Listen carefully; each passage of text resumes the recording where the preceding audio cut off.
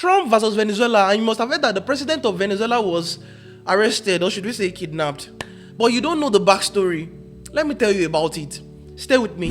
The story did not start with Donald Trump. It started with Nicolas Maduro, a bus driver and a union leader who rose through the rank of Venezuela's socialist movement under Hugo Chavez. When Chavez passed away in 2013, Maduro stepped in as his chosen successor. He won the election, but almost immediately faced accusation of fraud and authoritarianism. In 2024, they had another election, which many people and many countries believe that Maduro did not win. Instead, he held on to power, controlling the military, the courts, and even ballots. And that was when he moved from political crisis to legitimacy crisis. Some still support Maduro.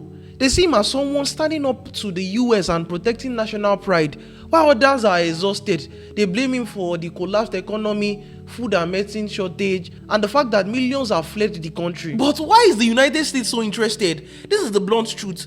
Venezuela sits on the largest proven oil reserves in the world, even more than Saudi Arabia. On the 3rd of January 2026, Maduro and Flores were captured during a US military operation in Caracas. He was transported to the United States and taken into federal custody in New York City, and is currently detained at the Metropolitan Detention Center in Brooklyn. Trump's government called his arrest a fight against narco-terrorism and corruption, but here is where it gets complicated. China has been one of Venezuela's biggest partners. It loaned money, built infrastructures, bought oil, especially when US imposed sanctions.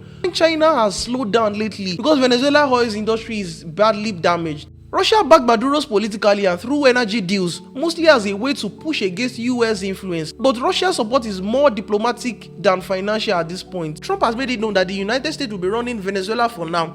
Also, the US State Department has urged all Americans in Venezuela to leave immediately. Delcy Rodriguez has been installed as the interim president of Venezuela, insisting that the country is calm and is sovereign. So what's the situation of things right now? The US is driving the narrative that their involvement is based on keeping law and order, while China is questioning their intentions.